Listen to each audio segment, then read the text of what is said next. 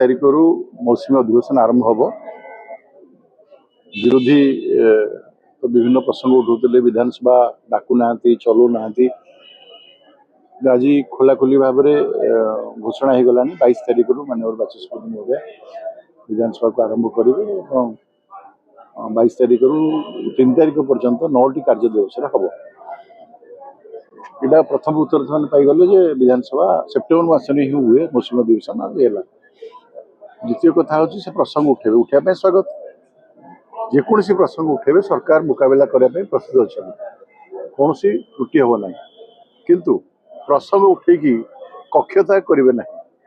प्रसंग उठेकी आसिक महात्मा गांधी मूर्ति पाखे बसबे ना जदि प्रसंग ओडिशावासी को उत्तर देवाई सरकार प्रस्तुत अच्छा सबू प्रसंग में आलोचना करने सरकार प्रस्तुत अच्छा से भाव में विरोधी दल विधानसभा बसी रही उत्तर शुणा पर्यंत पाया पर्यंत बसा दरकार विधानसभा तो आरंभ हो 22 तारीख देखा कौन प्रसंग उठे धान संग्रह आरंभ पंजीकरण अयोग्य पंजीकरण को रोकने सरकार जोगाण विभाग की सब सरकारी जमी गुड़ाक पंजीकरण कर नजर देखो ये सब सरकारी व्यवस्था जो जगार सरकारी स्थान में धान कर सर्टिफिकेट प्रथम आसो ना केमी पंजीकरण हम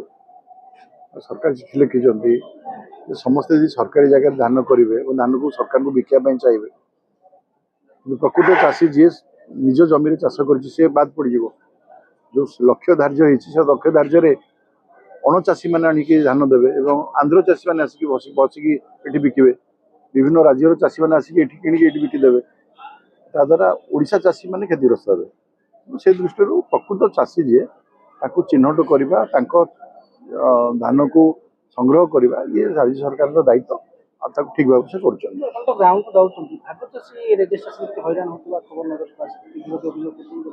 ये तो आम चाषी को रेजिस्ट्रेशन करने जो आरंभ कलु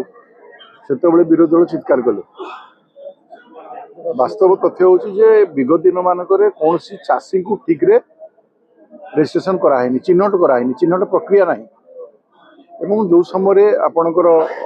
विगत सरकार थिले से कालिया योजना करी मान को दे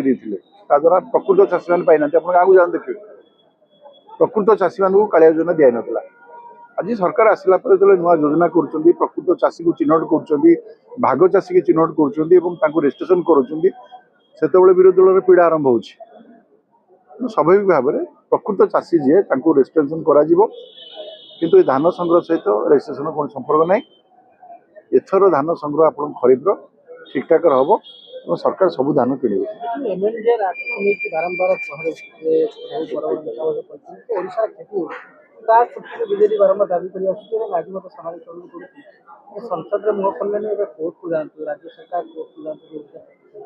देखो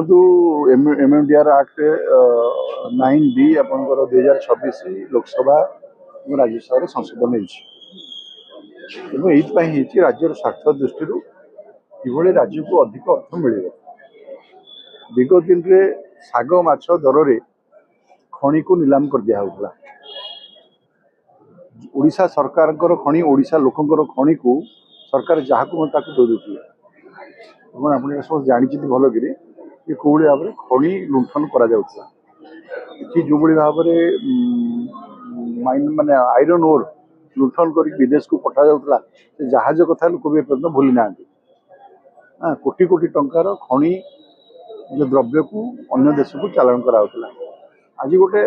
नियंत्रित करा सीधा सड़क राज्य को यार भाग मिले प्रधानमंत्री जिते आसिले शासन व्यवस्था को यशस्वी प्रधानमंत्री नरेंद्र मोदी से 2015 मसीह आपण जिला खनिज पांठी को तैयारी कले कुंबाड़ीसी को तैयारी कले ताकू आपण सीधा सड़क से राज्यर से जिले खर्च हम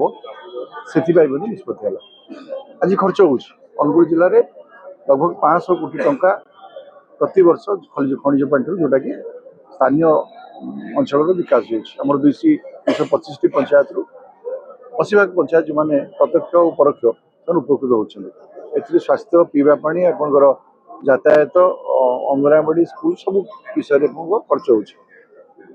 पूर्व नाला कांग्रेस समय एक कथा नथिला कांग्रेस समय सबू टंका केंद्र को पड़ौला केंद्र जहाँ चाहूला ताकू दौला आज तार गोटे भाग सीधा सड़क राज्य या सहयोग करा दरकार या अजथा मुद्दा करिया दरकार नहीं आ लक्षे कोटी टंका राजस्व पड़ेब ये जो भ्रमात्मक चित्र दौरान विरोधी दल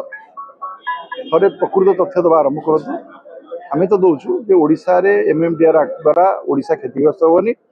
बरम विगत सरकार रे जो भाया खनि दुर्नीति होता ताकू रोक लगे सरकार पाखे अजस्र राजस्व पहुँचो लोकंर विकास हो।